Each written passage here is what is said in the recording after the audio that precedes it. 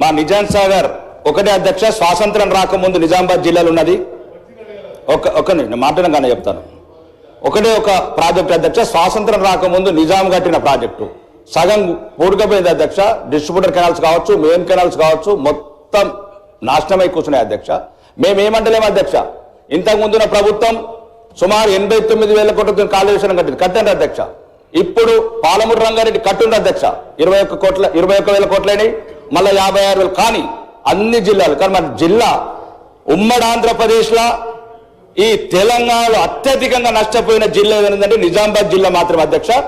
ఏదైతే ఈ కాలువల పునరుద్ధరణ, లైన్స్ ఆధునీకరణ సుమారు ఒక 2,000 కోట్ల అధ్యక్ష, నిజామాబాద్ జిల్లాకు ఒక 2,000 కోట్లు.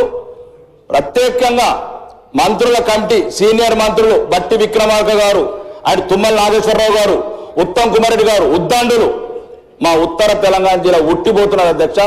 దయచేసి దక్షిణ తెలంగాణ మంత్రులు దయదలిచి మాకు ఆరుమూరు నియోజకవర్గానికి మదనపల్లి నుంచి వర్తే పత్తేపూడి దాకా కాలువను ఆధునీకరించి ఒక 1,500 కోట్లు, మీరు ఏమనుకుంటారో ఎట్లా అనుకుంటారో ఆ లక్షల కోట్లలో ఈ 1,500 కోట్లను కూడా కేటాయించి, రెండోది 2 సంవత్సరాల నుంచి అధ్యక్ష ఉత్తమ్ కుమార్ రెడ్డి గారు గౌరవనీయ మంత్రివర్యులు ఉన్నారు అధ్యక్ష.